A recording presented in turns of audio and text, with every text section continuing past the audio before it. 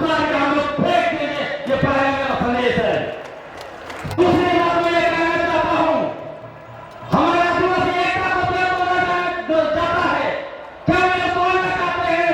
साथियों, ये सिर्फ और सिर्फ वोट के लिए नहीं है, ये हम इसलिए तोड़ना चाहते हैं कि वोट लेकर गद्दी में बैठेंगे और हमारा जल जंगल जमीन को, हमारा पांच वाली सूची को, हमारा खनिज संपदा को सबको कब्जा करेंगे, पूंजीपतियों को देंगे और हमारा आदिवासी पहचान अस्मिता, भाषा, संस्कृति की सबको नष्ट करना चाहते हैं।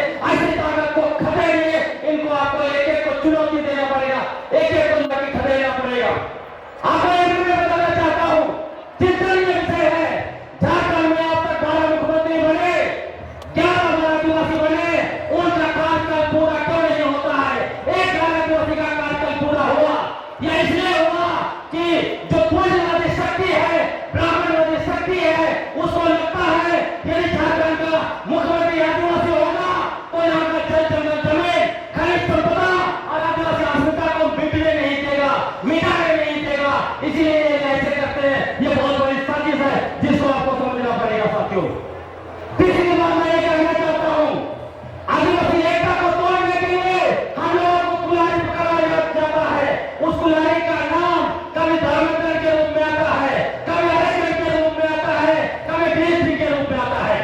आपको मैं बताना चाहता हूं, जो लोग हमें कहते हैं आरक्षण का लाभ ये ले रहा है, वो ले रहा है, वो ऐसी शक्ति है जो आरक्षण को देश से खत्म करना चाहता है और दूसरी तरफ आरक्षण के नाम से हम लोगों को आपस में लड़वाना चाहता है। सचेत हो जाइए। डीएसपी बोलता है, आपको मैं बताना चाहता हूं, जब लिस्टिंग का आधार धर्म नहीं है तो डीएसपी का आधार भी धर्म नहीं होगा। डीएसपी का आधार सिर्फ और सिर्फ लोकल कमेटी वाला सब 65 का 5 क्राइटेरिया होगा और यदि उसके आधार पर डीएसपी होता है तो समझ लीजिए शहर में रहने वाले सारे आदिवासी, चाहे वो सर्वे धर्म मानता है, ईसाई धर्म मानता है, हिंदू धर्म या कोई और धर्म मानता है, सारे लोग डीएसपी हो जाएंगे। आज बड़े बड़े नेता डीएसपी का भला करता है, सबसे पहले उनका डीएसपी होगा, क्योंकि लोगों का मीटिंग के अंदर में वो लोग कहेंगे वो 5 मानदंड को पूरा नहीं करता है, याद रखिएगा। जो मैं कहना चाहता हूं सरना को लेकर, ये लोग भ्रम फैला रहा है, सरना को आरएसएस भाजपा विरोध करता है कि सरना को मिलने से आरक्षण खत्म हो जाएगा।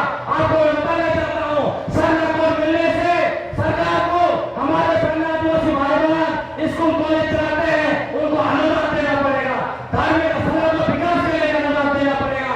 आज हमने जोड़ा ये इसलिए से भ्रम फैलाते हैं ताकि सरना ईसाई का लड़ाई चलते रहेगा और हमको भोज मिलता रहेगा। सवाल में ये लोग सरना का विरोध करते हैं। आपको मैं बताना चाहता हूँ, झारखंड का हजारों सरना स्थलों को लाइन में डाला है इन लोगों ने 2016 में, और सरना आदिवासियों का हित ऐसे होने का बात करता है। मैं अपनी बात ये कहकर खत्म करना चाहता हूँ, ये बताना चाहता हूँ, आप जो है हमें असली नकली का लड़ाई लड़वा रहा है। याद रखिए, असली और नकली का लड़ाई लड़ने का आप जो है कि सरना ईसाई का लड़ाई लड़ने का आप जो यार ये जो कुल्हाड़ी दे रहे होते एक दूसरे को काटेंगे, अपने अधिकारों को काटेंगे तो खत्म हो जाएंगे। मैं बताना चाहता हूँ ये संघियों को, भाजपा वालों को, आरएसएस को मैं बताना चाहता हूँ, हमारा पूरे भारत में 65,000 साल पहले से आया, 65,000 से हमारे लोग यहाँ रहते हैं।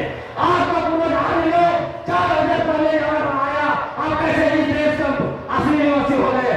भारत आदिवासी राष्ट्र है और वो चाहते हैं जिस दिन आदिवासी शब्द को खत्म कर देगा उस दिन आदिवासी का दावा खत्म हो जाएगा।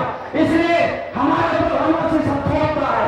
आपको मैं बताना चाहता हूँ, जिस तरह से आज तक के एंकर सुनील चौधरी ने देश के 12 करोड़ आदिवासियों को बेइज्जत किया है, अपमानित किया है, आरएसएस और संघ परिवार भी हम लोगों को वनवासी यानी जंगली लोग का अपमानित करता है। ऐसे शक्तियों को एक एक गांव से खदेड़िए, इनको खदेड़ना होगा और आदिवासी पहचान के साथ हमें कहना होगा हम सबसे पहले आदिवासी हैं, उसके बाद धर्म है, उसके बाद कुछ है। हम आदिवासी